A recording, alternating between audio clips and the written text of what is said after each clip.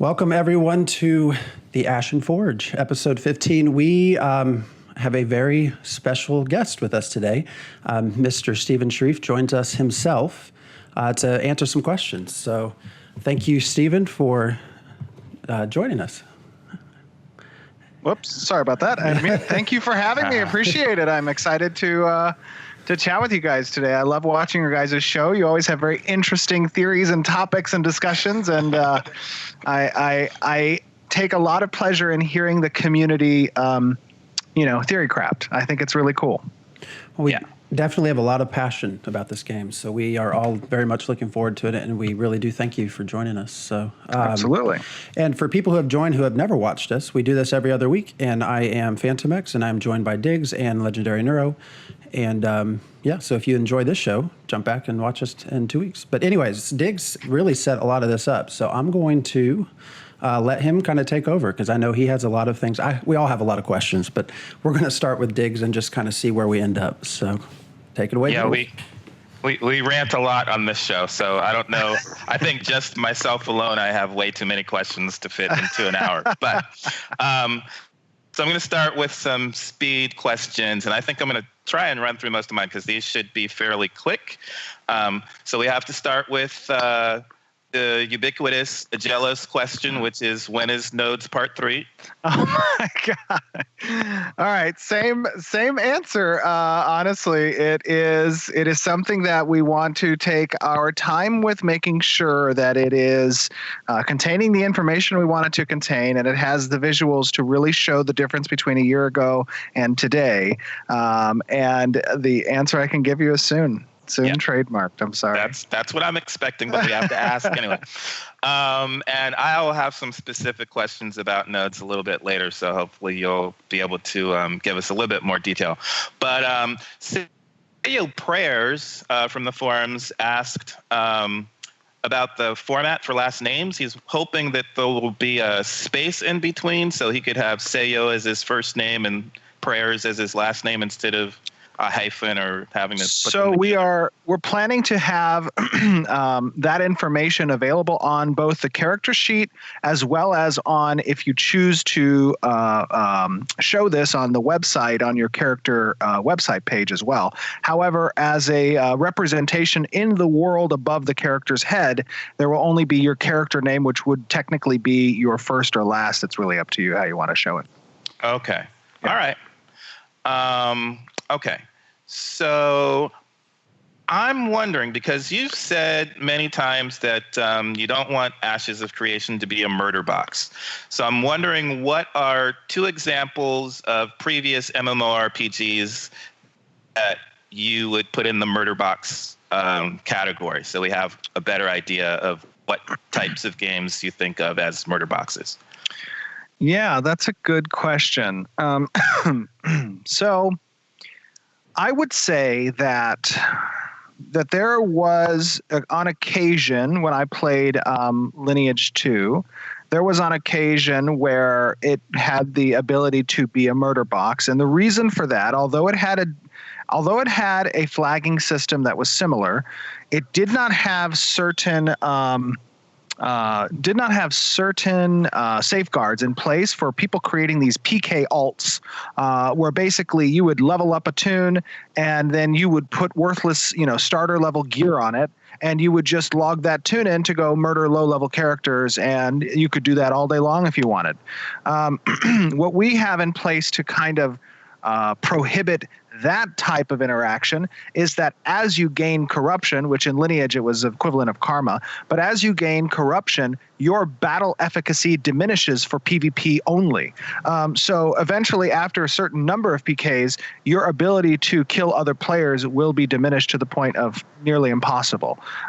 So that kind of safeguards that. Additionally, it was possible for you to kill equal level players and low level players, and you'd have a static karma gain, whereas Whereas with our flagging system, the level disparity between you and those who you kill will grant you additional corruption very quickly. So that also kind of prevents that murder box game style. But I would say that generally I tend to stay away from murder box games, so I'd have a difficult time kind of referencing what game I've played in the past that I consider. Well, so how do you know you're staying away from a murder box game if you don't know which one it is? So I guess like Eve is one for me. Well, Eve is a murder box if you choose to go to the appropriate sectors, right? I don't know. I'm staying away from Eve because it's too PvP centric for me. So okay. Are you hoping Ashes will be at the same level of PvP as Eve, or are you hoping for something different? Well, no, it is different, right? My hopes in regards to our battle is that it is meaningful. So that means that it is a decision on behalf of the risk taker whether or not the reward is worthy of the risk. And then additionally, as a player who might be on the receiving end of a PK, they are aware that this choice of an opponent directly impacts them, probably more than it impacts the death of their character. And I think that there is a recourse for that character who got killed to go out and pursue that murderer as well, and exact their revenge. And also to participate with other members of the community who are bounty hunters that will have an opportunity to locate in real time the position of that player on the map. And that will sort of kind of limit the ability of those players to really go out and cause havoc. Okay, so what was the other? What about in comparison to Archeage? Hold on 1 second. Yep, Hold on. No problem.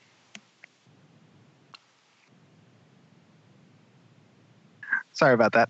No problem. No problem. I don't know if you heard my studio in the background. There was somebody yelling. I'm sorry. Say that question one more time. What about in comparison to Archeage? What do you PvP in comparison to?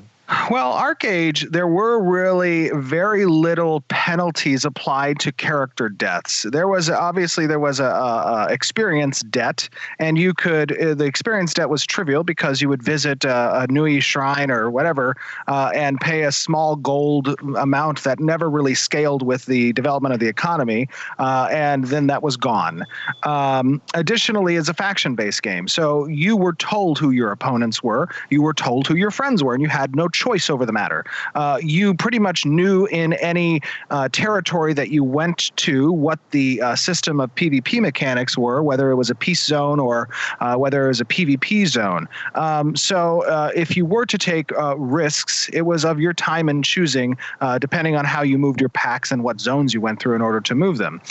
So that really doesn't relate well to what Ashes is trying to do, because Ashes is a Ashen Forge. Ashes is a open world, and there are no zone flagged PvP areas. Instead, there is just the flagging system that relates to the other players. Additionally, there is a greater degree of risk on death, and that includes the ability to drop material and resource goods. Now, you can choose whether or not to carry those material and resource goods, thereby eliminating that risk, but it is something that is present, and I think that another system with regards to PvP is that it's not all about the flagging system and the open world kind of dynamic. It's about how guild wars are prevalent. It's about how these node sieges can occur, and the castle sieges, and the fights for fortresses. And I mean, these different systems all kind of place the movement of goods in the caravans all kind of place a relevancy to the occurrence of PvP, so that something's at stake and it feels meaningful. It is not just I am told this person's my enemy, they're on the enemy faction, and I need to kill them because they are here. No, it is more of a decision on behalf of the players. Yeah, somebody was saying in the forums today that,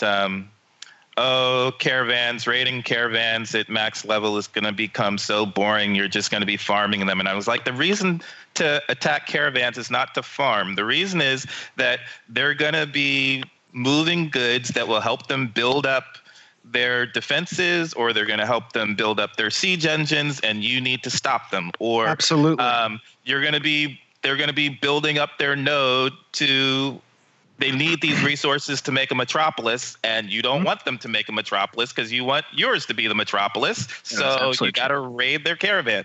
So it's not, the focus is not, oh, there's a caravan and I like PvP, so I'm going to go farm. It's no, you might not even like me. Kind of what I like about Ash is that it has the potential to make myself, who is a pacifist care bear, fight because I want to get my metropolis built, and that's what I have to do. I don't necessarily want to kill people, but if I got to kill people to get my metropolis, well, I might have to do that. And you may not be, I mean, let's face it, in games, there are typically two types of PvPers. They're the defenders, the ones that are kind of white knighting or they stand up for something. And then there are the aggressors, the one who are either bandits, pirates, or they want to steal something you have, right? I mean, that's typically, there are some outliers, but typically people fall into those two categories. Now, for you, and not enjoying PvP necessarily just for the sake of PvP, but if there's something that you have a vested interest in and you must perform in order to see that interest come to fruition, that is where now you are involved intimately with the outcome of that story. So turning PvP into a story is something that can be relatable by everyone, whether you're a PvPer or a PvEer. Exactly. It's another story for you to participate in. Yeah. And I'll have follow-up towards the end, but I have a few more questions that I can get through really quickly, and then I'm going to turn that over to you guys for a bit. But what was my other one? Okay, so someone asked, are ships more like Archeage or more like BDO? Honestly, they're not really like either. I know we haven't gone, I mean, there are obviously aspects of them that are similar to both, but we haven't really gone into too much detail yet on the ships. I know that we have our blog series that we're going to be spooling up here. I know it's been a while since our last blog, but we've kind of accrued a few blogs that we'll release on a regular schedule to get us on a good schedule for it. But I know there's info there.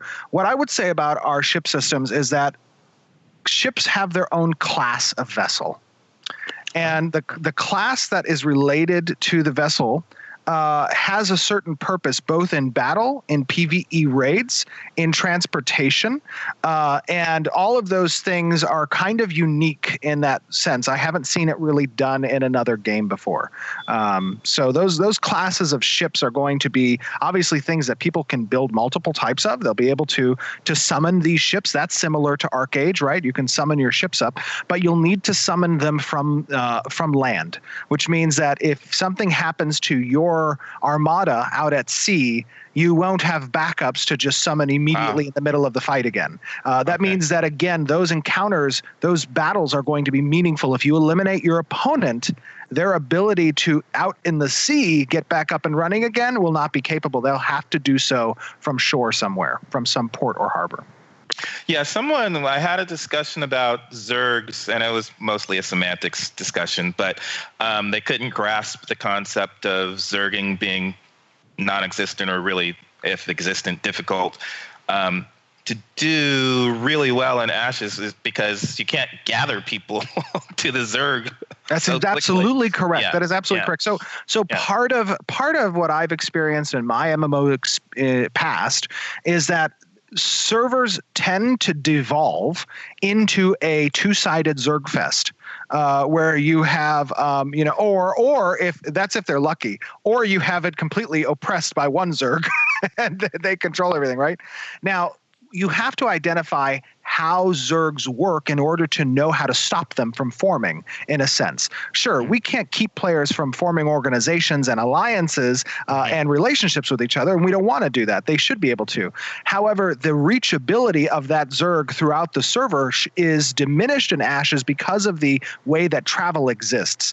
And what I just described about summoning ships out in the ocean is another form of travel being meaningful for those types of encounters, where if a large armada does lose in that encounter, they do not have the ability to port straight back out into the ocean or to resummon their ships right there. They have to have decisively won a battle for them to continue to perform. And they cannot just port at an instant's notice to the location of, let's say, a caravan or something along those lines. They'll need information ahead of time in order to organize and rally and travel to that location.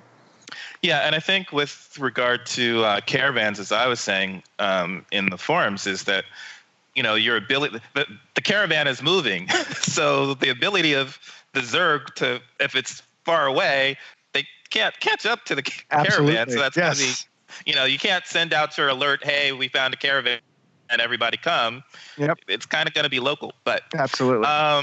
So you mentioned dropped resources and dropped corrupted Materials. gear. I wanted to clarify for us. Dropped resources can be looted, right? Correct. Okay, but not the corrupted. The corrupted gear, when it drops, is destroyed, or we can. So there's not really a sense of corrupted gear. There is, however, corrupt players, and if a player dies while corrupt, they then have an opportunity to drop completed gear. Normal death, which means dying while not corrupt, you only have the opportunity to drop materials and resources. Right. However, if you die while corrupt, you could potentially drop a weapon, a piece of armor, something along those lines. So it's an added risk. Yes, those can be picked up as well. Okay. All right. Cool. All right. And then my final question before I turn it over to the other guys is I would like for you to explain a little bit how the Rangers' abilities would work if they're using an axe or a sword or a hammer like you were doing in the PAX East demo. Like, from what I saw, they're typically revolving around the bow. Ranged weapons. Right. So basically on your character sheet, you have the ability to equip a weapon for both hands and then a ranged weapon on your back. So when you do a ranged ability, it'll pull your ranged weapon out and use that ability. And then you can switch back to your melee and shield or something along those lines. So you basically have 3 hand slots in the sense that you'll be carrying a ranged weapon and a melee if you choose, and shield or 2-handed melee.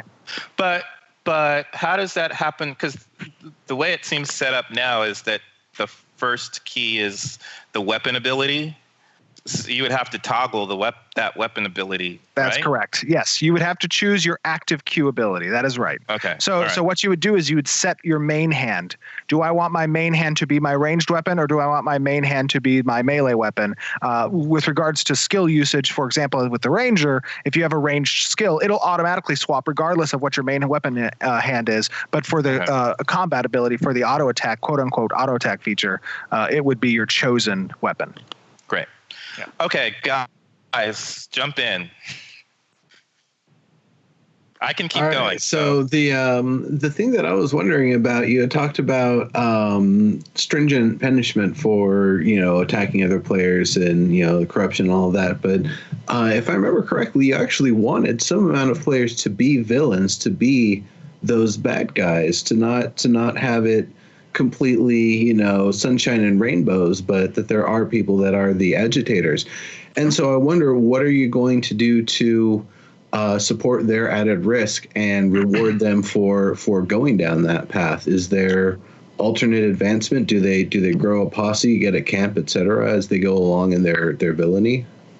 Well, there are many systems that exist for villainy that do not need to tie into the flagging system. The flagging system is a method for villains to be villains with added risk. However, villains can be villains without risk if they participate in those PvP encounters, such as the sieging of cities or castles or caravans, guild wars, those types of things. Really, we don't want to incentivize griefing. We don't want to incentivize PKing. We do, however, want to incentivize meaningful PvP. So I don't want to hand a carrot to a person that PKs someone out in the wilderness just for PKing them, because ultimately what that should boil down to is whether or not this individual has weighed the opportunity over the risk enough to warrant going against that crime system, that flagging system, that corruption system. Yeah. Fair enough. So I could go forever on crafting. I could probably spend this whole hour just on crafting. One of the things that really pulled me into this and that I've talked about a lot with these guys is that I'm kind of past raiding for me personally. I've done that. I've been a raider. And part of what's drawn... He's old. He's over 30 and he's got kids. I feel old. That is part of it. I've grown up. No. Part of what drew me here, though, was the idea of crafting and the role that plays in the overall game. So that's why I said I could go an hour. You know, I even created this whole backstory that I've talked to them about of some battle priest that gave up the mace and decided to have a farm. And that's really where I would see my role within this game, is just trying to create some sort of farm. So there's a lot of questions that kind of come from that. One, I don't think, as far as I'm aware, and I'm not in Alpha Zero, there's nothing as far as crafting yet within a playable state, correct? That's correct. We haven't implemented, mainly we haven't implemented the UI with regards to our crafting system. There's some rudimentary crafting, putting a few items together that can be found in the wild. That's not present in Alpha Zero, but is on our internal testing. However, Alpha Zero was really a test for networking, stuff like that. Yeah, and that's what is there a chance it would be in for Alpha 1 or 0.5, I guess is. Yeah, there are some systems that are currently being worked on for 0.5, yes. Okay, cool, awesome. So I guess the two biggest, I don't want to say concerns because I'm not really concerned, but so when I create a character, you know, and I really have this goal as soon as I log in, that's really all I want to do. Now obviously there'll have to be some level of combat, some level of PvP. As Diggs was saying, you'll get pulled into things at some point. But when I come in, I guess my first thought is I really thought about creating a character that created a farm, and that would encompass several things. So the crafting structure that we've seen is sort of broken down, and correct me if I'm wrong, into harvesting and then refining those materials and then crafting. Correct. So I imagine on a farm, you know, I would grow crops, animal husbandry, but you know, from that too, there would be maybe some cooking or some other things. So I guess as far as I picture a farm, would I be able to, as a single player, to do all of those things? Or, you know, I realize things like maybe the equipment needed, I'll probably have to go buy that from someone else that, you know, I'm not going to be able to do everything. And from what I understand, you can kind of do a little bit of, well, a lot of things, but if you want to become a master, you have to kind of go with just Focus. a couple. So I guess, is it possible as a single player to have a fully functional sort of farm setting on your own would be one question. So you kind of touched on the phrase "on your own" because you did say that you believe you'd probably have to purchase things that perhaps you had not filled in the adventuring path for necessarily. Mm-hmm. And that would be true. I mean, obviously, the overall answer to your question is yes, you can have a farm on your own for the most part. Will you be able to do that by logging in, you know, at the very beginning of your character's creation? No. You know, it's going to require some progression. You're going to have to gather supplies. You're going to have to gather goods to barter with others in order to fill the gaps where you may not have either expertise or time that you've spent on collecting the necessary items for. Will you be able to collect basic blueprints? Will you be able to declare citizenship to a node so you can gather access to the freehold system or purchase a building inside of a node? Yeah, all of those things could theoretically be done by yourself. I guess the question is the path of resistance. If you're solely relying on yourself, it may take longer. If you are relying on a group of friends and a family, it might be shorter. If you're relying on a guild, it might be even shorter. If you're part of a healthy node where you have access to certain services that other players who are not citizens of a particular node that has progressed as far has access to, it might be even shorter than that. So the answer to your question is yes, you can do that. You can have a farm by yourself. It is a matter of the path that you take will determine the time and rewards you receive for your time spent. And that kind of touches on my other thought too, was, you know, some of the other interviews and things you've done kind of commenting on maybe you can harvest iron here, but it's a different area that you'd have to go to actually process it. And just sort of that new player, you know, if they come in with, I'm going to be a crafter, not a fighter, I guess at what stage or what, you know, where does the game have to be at to where you can actually log in? And there's going to be a lot that you, like you said, you have to do to get to that point, but where you can just actually within the game itself get a freehold and start, you know, that was another thing as someone just joining, you know, will they want to go straight to a larger area, or can, you know, what's possible within a new player experience, basically? Yeah, and wait, I just wanted to jump in real quick because it seems to me, well, village, you would have to get to the village to get a freehold, I think, but it sounds like Steven was saying that you might want to pick what crops are nearby that you would want to focus on to begin with. You might want to start thinking about what lower level animals you want for your animal husbandry, and you'd be working on that stuff while the node was building up to the village stage so that you could get your freehold. That's what it. So, well, sort of. I mean, yes, that's sort of true.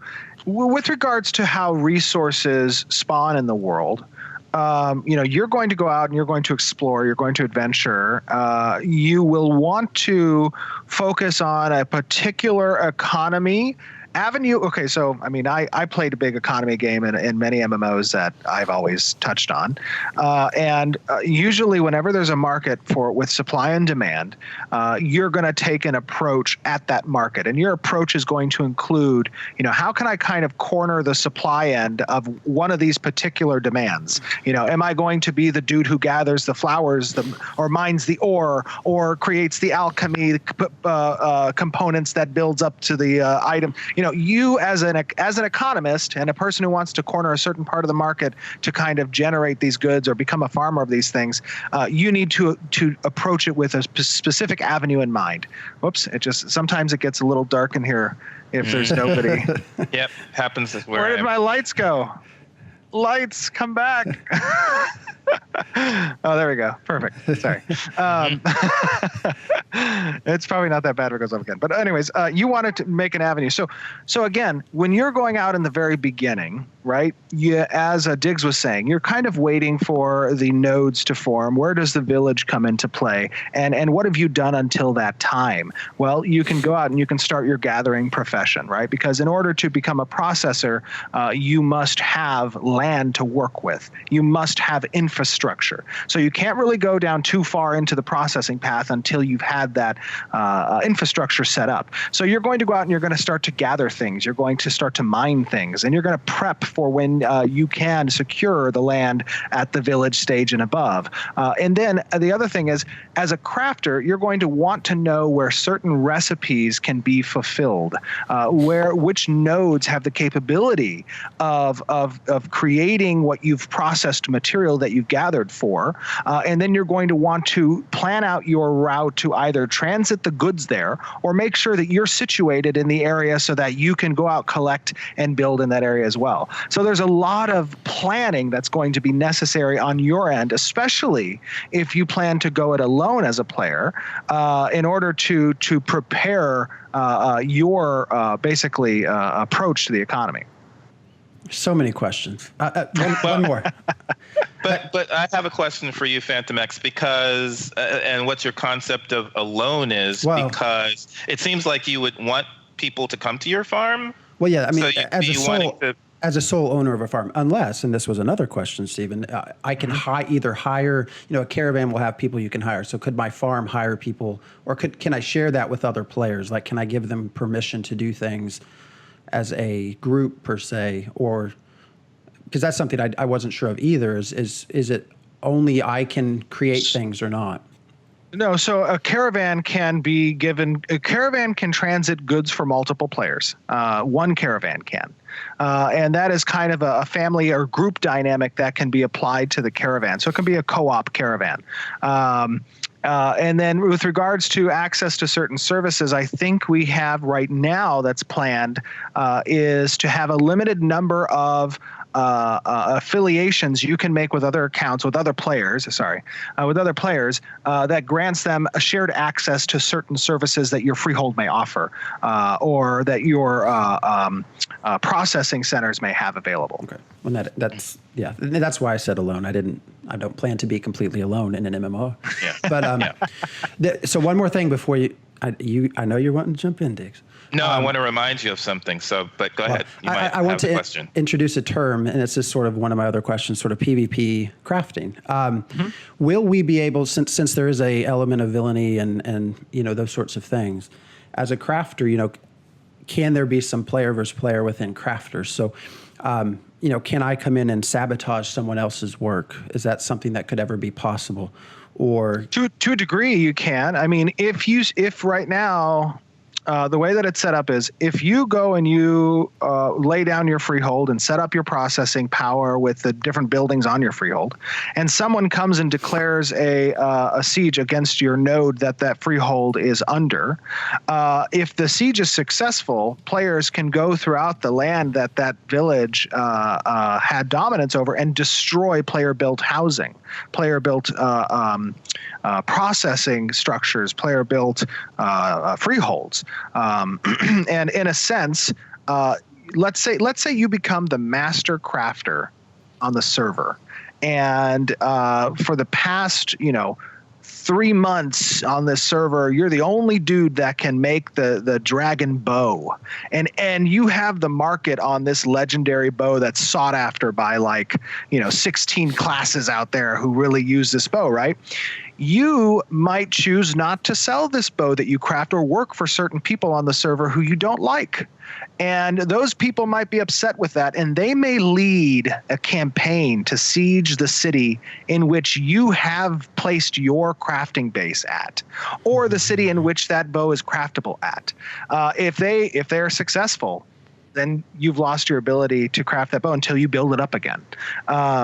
And that, I guess, is a way for PvP to kind of impact crafting. It's one of the connections that makes the community style of an MMO interdependent with other communities. Yes, you can be just a crafter, but the world doesn't just go on and you're in your corner and nothing that happens there doesn't matter to you. It impacts you. So you have a vested interest to make sure that city doesn't fall, to make sure your freehold isn't destroyed. Now, while there's progression to get that freehold built and to build up this processing for your crafting experience, that is going to be a process. We understand that there's going to be fluidity in how nodes exist. They'll come one day and might be destroyed the next day. We don't want you to have to repeat a tedious process to get that infrastructure built up again. So once you've built it once, it will be easier to build it again. And you can save certain settings and furniture and placement so that it is not a seamless process, but it is a process that was not as difficult as having to achieve it the first time around. Cool. Phantom X, you had a question I was supposed to ask Steven at PAX West that I forgot, and it's about selling something, or do you remember what it is? Yeah. This was a question this was a while back. I actually think it was 2 PAXs ago. Just because I don't think we had ever clarified. So things that are bought within the website, in-game items, those will never be tradable in the game or sellable in the game? Or do we know? So I've had people ask me obviously about whether or not they can gift something to other players. And my answer to that has been no. And the reason why I don't want items that can be purchased, cosmetic items that can be purchased from the marketplace to be transferable, is because it is in a way a transfer of money for potentially something in game. Let's say, for example, I have 500 gold in game, but I don't want to spend the $10 on a costume, but I want the costume, and you want to spend the $10 for my 500 gold, and you spend the $10 and I give you the 500 gold and you give me the costume. That is basically buying gold and facilitated through the company. Now, obviously, there's going to be gold sellers out there. There's going to be botters, and we're going to make every possible effort. We already have included in our base architecture for the game systems that track behavioral algorithms and metrics from players to identify these accounts and ban them quickly. And in addition, we are a subscription-based game, so you're not going to see that prevalent, quickly made accounts to advertise and to try to sell and bot and all that kind of stuff, because there will be a cost associated with doing that, and that eliminates a large swath of percentage of botters and gold sellers out there if they can't make free to play accounts. Sorry. Lights, come back to me. That is exactly the answer, because that was the concern, was just because I can remember at one point, and I don't play WoW anymore, but at one point mount trading was like a huge way to earn once they introduced the card game, right? And you could get mounts outside of the game through the trading card game. You could sell them within the game, and it was just a way to sort of buy gold Yeah, absolutely. I mean, I think here's the important thing is that many games in the past have kind of moved to this place where they just don't care about this activity, and that's the truth. I mean, they don't want to devote the resources necessary to enforce either certain rules, or the game isn't warranting their added effort to fix this condition. However, in my personal opinion, as an MMORPG player, the in-game economy is extremely important to maintain from a non-disturbable point, meaning you must limit as much as possible any outside interference on that economy in order to prevent the scales from being flipped. You do not want interference. And one of the things, and I won't name the game, but one of the things that I could not stand about a previous game that I did is there were objectives from a crafting and farming standpoint that you could set your focus to kind of achieving these particular items. And it was a lot of invested time. It was invested money. Your whole economy on your avenue approach to the economy was built around a particular resource. And the company came in and threw on the marketplace that resource basically at a certain dollar value. Now, what did that do to the economy? It completely threw into disarray every single crafter, every single farmer, all of the people, guilds who had acquired farmland just to produce this resource. Their entire economy was thrown into disarray. And now what does that do to your server population? It causes people to quit, which then is an influx of free gear given out to other people. It is just a completely destabilizing force in the game. So as much as we can keep that economy sanctified to only in-game activity, that's what we want to do. Cool. I have a quick question related to Phantom X's class stuff, which is, do artisan classes also dual class with augments? Do artisan classes dual class with augments? No, they do not. Okay. I have a related question to that too. They do, however, have professions within the artisan trees. So in a sense, I mean, there is progression there with regards to granting skills and abilities that don't pertain to adventuring class, but do pertain to the crafting classes. Right, the artist. That's what I meant. But within the artisan class, do they have something similar to the subclasses over in the? It was an idea we toyed about, like if you were a master, animal husbandry person and also an alchemist, like could you have some augment for your potions that apply only to pets, and then maybe that potion could then be consumed by a pet to grant some speed bonus for a period of time, and that's kind of an augment system. Since we already have the technology being produced for the adventuring class, in that way, it was a topic, but it's not within our scope. If we have the time to implement a design like that, it is something that's on our backlog. But right now, we're trying to keep everything in the scope. You mentioned bringing up augments and crafting. I also had just a quick question watching the last stream you all did, talking about weapons and weapon progression with the weapons themselves. I assume there'll be tools for crafting. Oh, yes. To go out. Will they also have some sort of progression system as you get more powerful as a crafter? Will your equipment also somehow improve? Like, can I use the same axe for copper as I do for, something much higher end, or does that change? You cannot. No. Tools do advance within the artisan tree. So your ability to either gather, process, or craft will require the equivalent tools necessary at that stage of crafting in order to accomplish the task at hand. So you could not mine copper and mithril with the same tool. Awesome. Cool. Very cool. There was a question that I had about the adventuring classes with the different subclasses being a thing, and even without the subclasses, just the 8 classes as they are. I had wondered what's the plan for combating flavor of the month, skill combinations, equipment combinations, then even more specific at the higher levels. Subclass flavor of the month.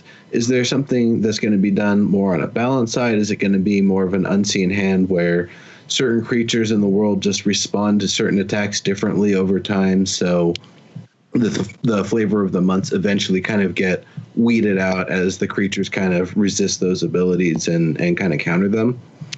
So our counter to the flavor term really comes down to how we're balancing these base archetypes as well as the realm in which the archetypes exist from a 64 class point of view as well. We are approaching it with a rock paper scissors kind of approach. And we're also balancing it for group play, not 1v1s. So in that sense, I do not believe we're going to have a flavor of the month class. Will there be multiple flavors of the month that exist within those each rock, paper, scissor columns? I suppose that is possible. I guess from a balance standpoint, I can say, hey, we want to make everything balanced. Obviously, we want to make everything balanced. Now, many designers have approached making something balanced and have walked away, and it was very unbalanced. And the truth of the matter is, it's very possible that our first approach to balance, that's going to be the case. Our second approach to balance, that's going to be the case. But our objective is to make sure that within the different columns of rock, paper, and scissors, that there is a healthy variety among the classes that have specificity in what they can accomplish. And then it comes down to the player's decision on play style, how they want to impact the world. That's our approach to balance. We recognize that balance is one of the largest and most difficult issues to tackle from a game design, not just inherent in MMOs, although that's where it becomes most prevalent because you have a large number of players that are choosing between the options you provide. But in any game design, balancing something so that a choice does not need to be made for you, but that you can make a choice is obviously our objective. It seems to me, though, too, if you have, how people choose to use their augments, whether the racial augments or class augments that you're picking up in the world, right? If there's a lot. If my dwarf fighter plays differently than my elf fighter, then my elf fighter is not going to be trying to be the cookie cutter build of the dwarf fighter. Absolutely. We don't play the same. Right. Go ahead. I'm just gonna let the darkness happen. So yeah. Hello, darkness, my old friend. Yes, I think that that the important thing to remember is with the augment system, there is a great degree of diversity possible among the classes, and diversity is a producer of a way to get away from that kind of meta feel, because it can directly relate to your feeling and experience of being within something as intimate as combat, let's say, or your role within a party. So obviously testing is needed. And that's what we intend to do. It's why we started testing so early as well, not just a matter of the back end and the network, but also, as we implement different design features, it's also a reason why one of our first testing periods revolves around the arena PvP stuff, castle sieges, is because we want to get that dynamic present in the class system among groups versus groups.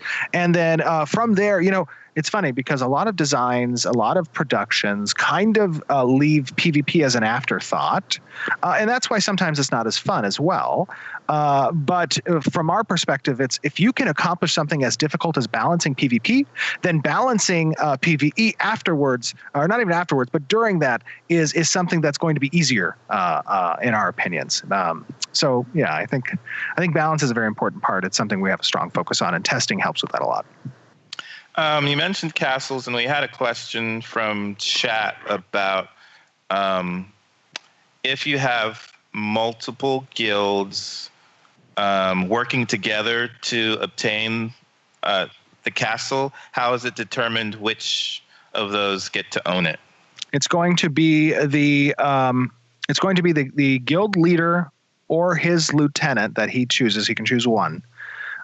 Which one of them seals, finishes the cast on the final object, which is either. Right. Yeah, go ahead. Right, but if 3 guilds are working together, how do you don't really have a guild? You have 3 guild leaders at that point, right? Right. And then there's an opportunity there for perhaps some backstabbing in the throne room where one guild is like, yeah, we agreed to get to this area, but we had to change a heart in the middle of the battle. Who knows? I mean, there's a little there. That is just, when it was still in Kickstarter, I wrote an article about the stories. And one of the things that always drives me to Eve, which I just never could get into because it's not my kind of game, was the stories that came out of that. And this is what you just mentioned is one of those things I just can't wait to see once everyone is in and playing. It's just what comes out of this, the stories that are going to come out. And I just wanted to point out, that's something I just cannot wait. I've been dreaming think about it. Think about it like this, Diggs. You have earlier we talked about how we want to kind of stay away from zergs. Okay. Well, the best way that I found in games I played previously to take down a zerg is to cause drama from within. Right. That typically is the result of most zergs falling apart. Right. It's that conflict inside of the politicking that happens in that big organization. Right. If we provide opportunities for division to occur, then it also provides stability to keep a server healthy away from that Zerg mentality also. So let's say, for example, we were to go into that siege together as you're a guild leader and I'm a guild leader, and we have Neurotoxin as a guild leader, and the 3 of us decide we want to go siege a castle. Well, if we sign our agreement in blood beforehand and there's no opportunity for backstabbing at the time of this when it's most critical and most elevated testosterone and people are about to actually claim the prize, well, then that's not fun. There's no opportunity there for division. The division will have to occur in a less strenuous atmosphere where people can think rationally. But if we approach the castle siege and we've destroyed the walls and we're in the throne room and we're about to cast on the penultimate thing, and I at this time am just so excited from what's happening that I'm like, screw it, I'm going to go for it. It's going to be mine. I'm going to take the taxes for the next month. I'm going to take all the gear from the castle. I'm going to take everything. There's an opportunity for division to occur within those upper ups. And we kind of want that political intrigue to be present in the game. And then just a kind of quick tangential follow-up. Would each of us be able to, like, say we took turns owning the castle over, that would be 3 months, I guess. Would we be able to alter the effects that the castle has on the region? Yes. Okay. Absolutely. Yeah, there are levers and dials that are present to both the owners of castles as well as the elected officials of nodes that during their administration they have the ability to impact and influence the region around them. Yeah. And what would that do for, I don't know, do the military nodes attached to the castle, do they have NPCs, and would those change to reflect the race of whoever's owning the castle at the time? All nodes, whether they're associated with a castle or associated with normal node structure, has cultural influences that replicate over to the buildings that are producing the NPCs that are present. Right. Okay. That's going to start leading me into race questions. Let's see. Neuro, you have anything else you want to throw in there? No, you guys are rolling along. We have a whole lot of questions from chat, so if we wanted to touch on some of those, I got to do my race and identity thing. So yeah, you got it, yeah. Man. You do you. Well, let me ask two quick questions, and then I'll be done. Mods. So will those be allowed? Like we have for, say, World of Warcraft. Is that something that's planned? Will there be that? So it is not planned. We will have a lot of customization present in both from a UI perspective as well as different data points that'll be naturally in the game. But we don't want to open up the mod game just yet. That might be its decision we change in the future, but it's not planned for release. And then lastly, also, and this was mentioned in chat, which I actually had a question to, is just sort of API structure or Twitch integration or just API into the game. Could I set up something to access kind of generic information from outside of the game that and integrated somehow? So we will have integrations available for, let's say, streaming services like Twitch and a few other services as well. But it's not something that we want to expose through an API just yet. Okay. Yep. Okay, so I have a few questions, I guess. Hopefully I can do them quickly before I get to my questions I really want to ask you. So one is, alts, are our alts capable of being citizens of different nodes or different servers? So your account is bound to one declared citizenship per server, which means that if you have 2 alts and your main character on one server, you may only be a citizen of one node between those 3. Okay. And if you have an alt on a different server, it could be a citizen of a node as well. Great. Okay.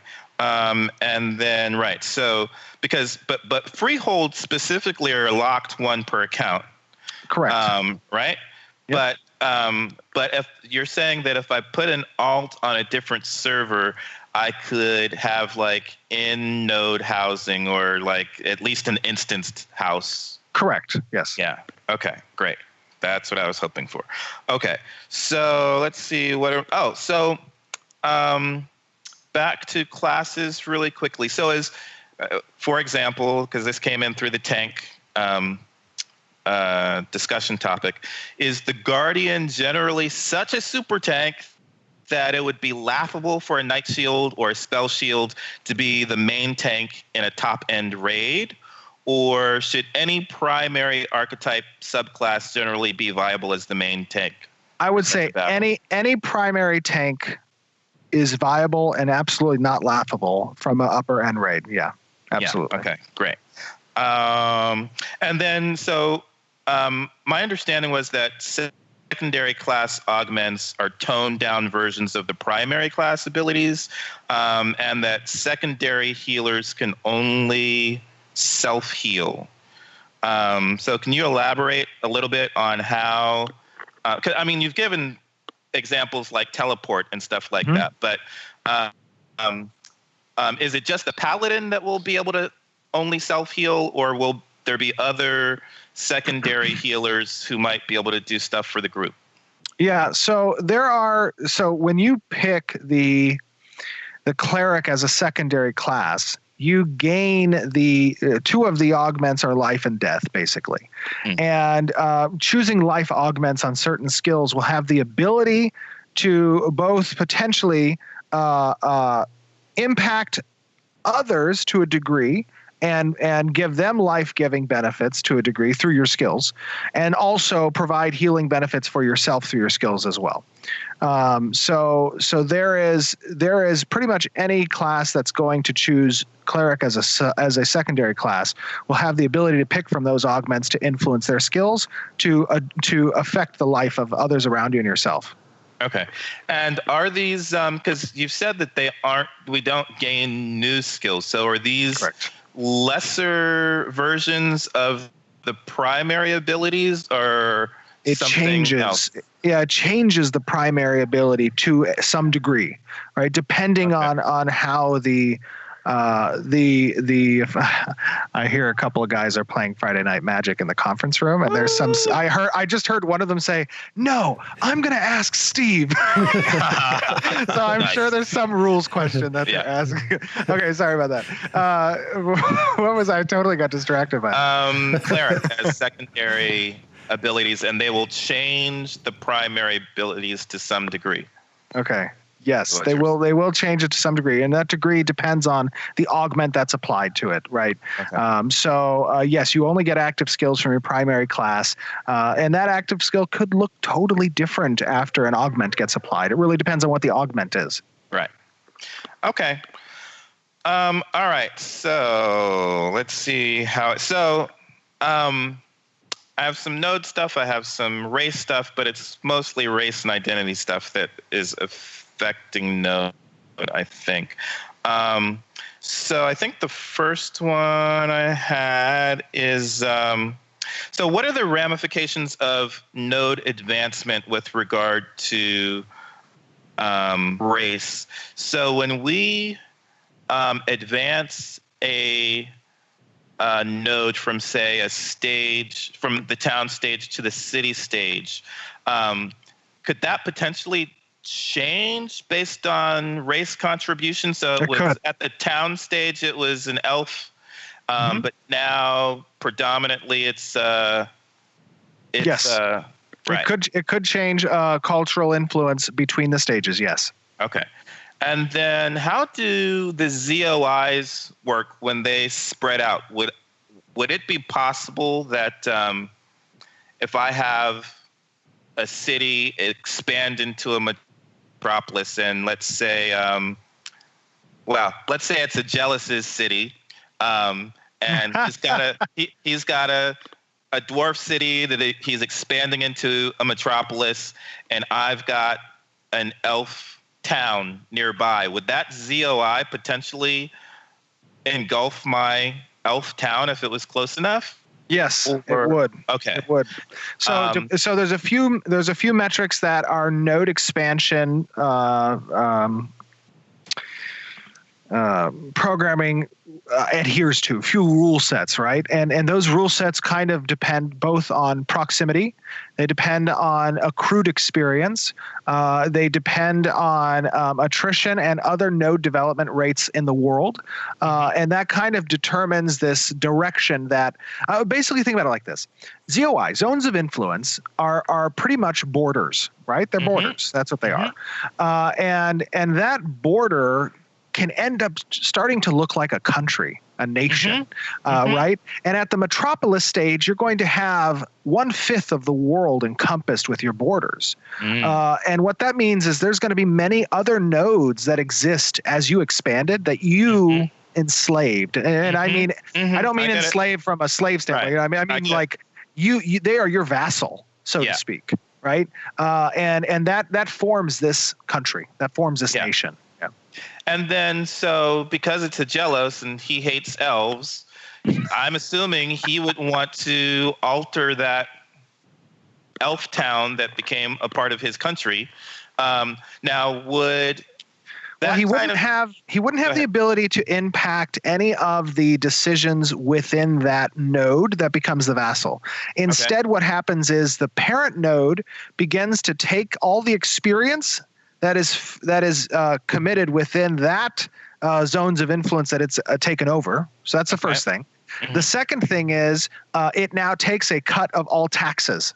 All taxes from any of the housing that's present, any of the services that occur there, any of those things. And it can change those tax levels. And the tax level, doesn't necessarily impact the individual citizen, because that citizen's tax level is determined by the city that they're a part of.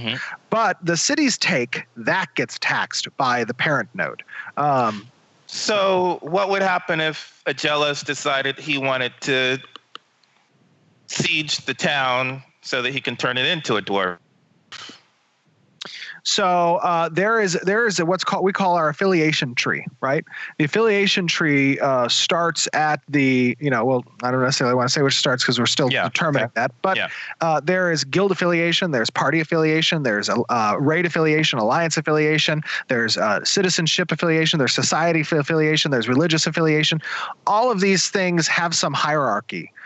And within that hierarchy, there's the ability to participate within certain systems. So, for example, if you have a node that has fallen under your vassal state, and you're a citizen of the parent node, then you could participate in a siege against the vassal node. But if you're a citizen of the vassal node, you could not participate as an attacker against the parent node. So there's a hierarchy unless you were to renounce your citizenship, right? Then you could. Right.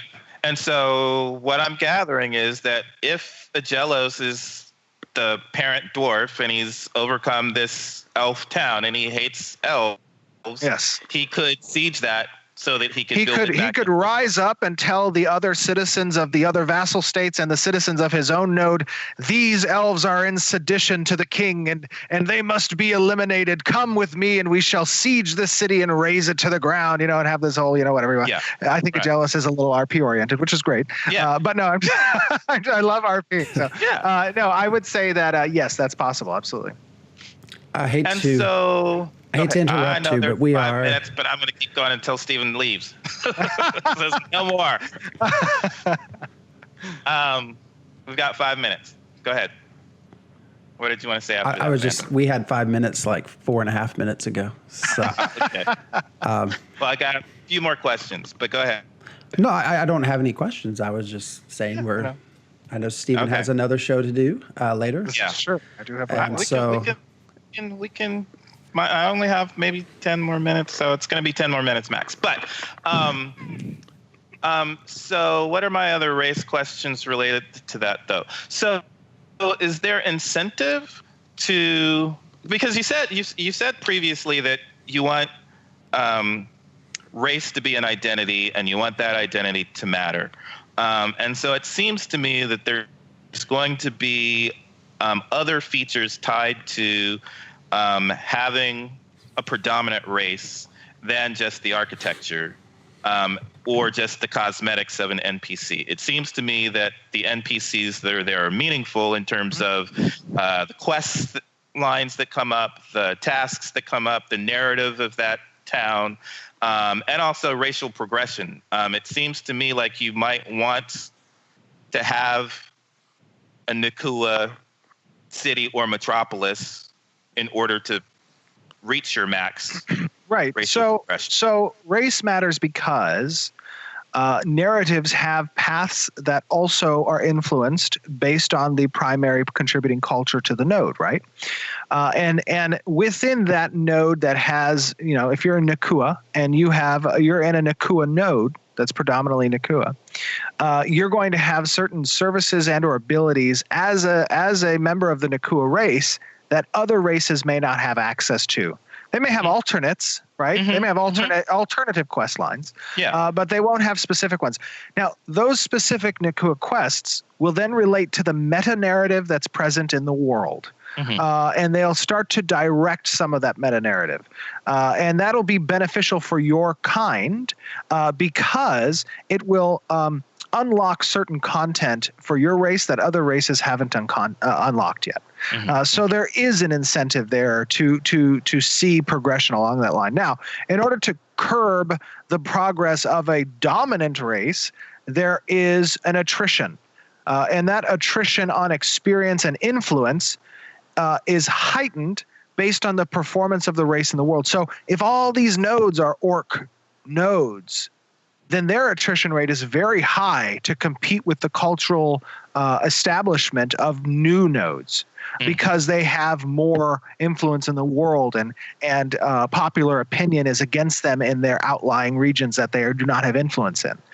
So there is attrition to kind of curb one from dominating the entire world to a degree. But I'm saying people will have incentive to say, hey, I want to siege this city because I need I need a Nakua city in order to absolutely to move forward in my there's a lot of incentives.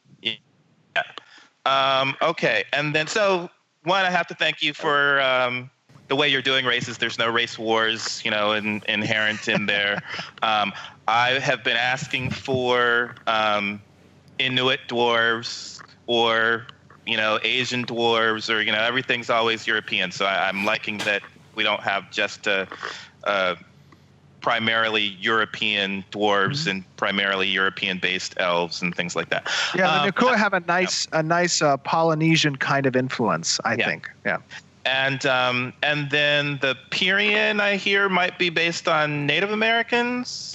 So we have the Pyrae elves, which are the parent race. Those were present during the fall. Right, the Pyrae. We have the Pyrae, and then we also have the Empyrians. So the Empyrians are probably more closely stemming from a Greco-Roman feeling, kind of imperialistic, and then the Pyrae have more of a Navajo Indian kind of influence, Native American kind of influence present. Yeah.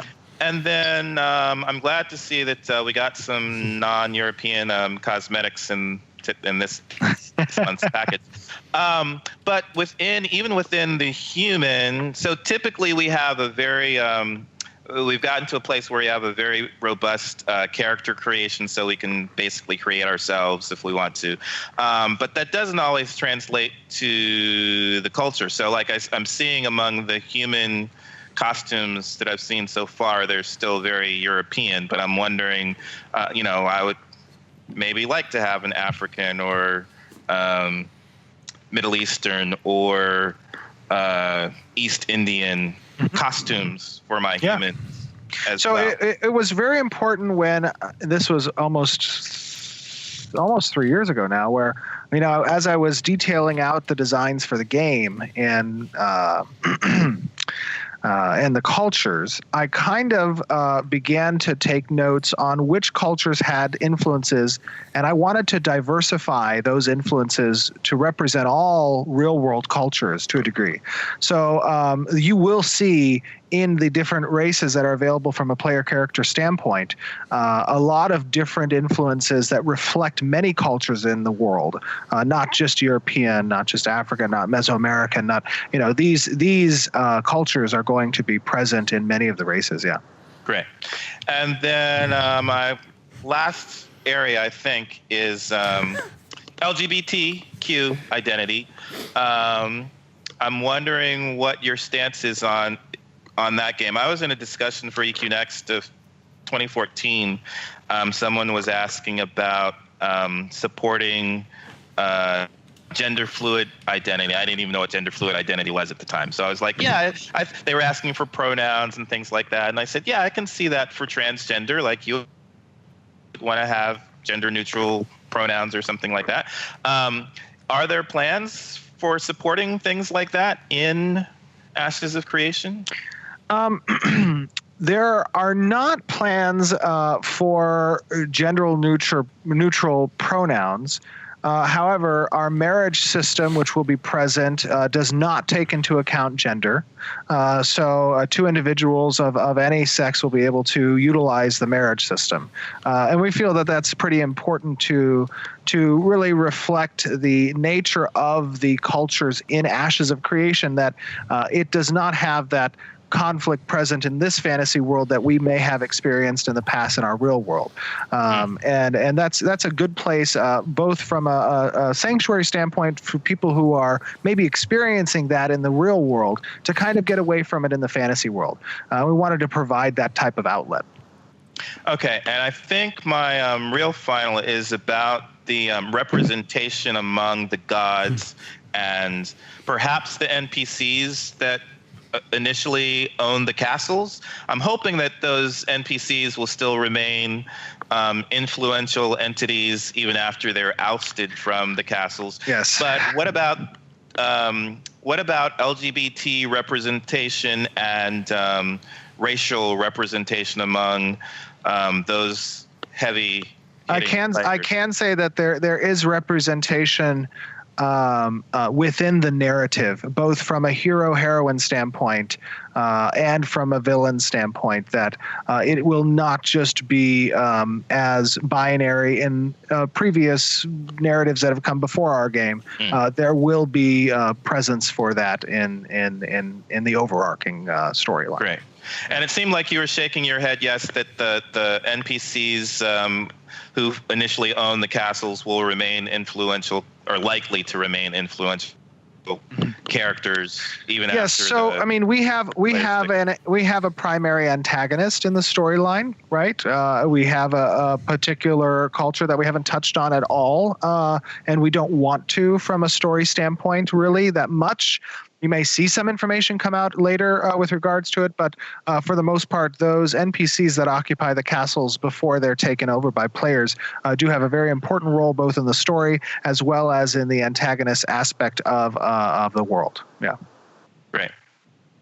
Okay, Cool. I got all my questions. All right. Thank you, Steven. Absolutely. Yeah. No, it was an absolute pleasure. I enjoy, like I said, watching you guys theorycraft. I think it's such an important part of the community to be able to sit in on shows like yours, where they have an opportunity to just hear what other people are thinking about a game that they're passionate about the development of. So I love what you guys do. Keep it up. You guys have a lot of nice insight. Sometimes you're right, sometimes you're wrong, but it's always fun to sit back and listen. Yep, right. exactly. Well, cool. Yeah. Again, thanks, Steven, for joining us. And thank you, everybody, for watching. And I think we are out of time. So, again, we'll be back in 2 weeks. If you like listen to us talk, Steven won't be here, but we will do this every other week going forward. So, again, thanks, Steven, and have a good night. And everyone, see you later. Take care, guys. Thank you very much.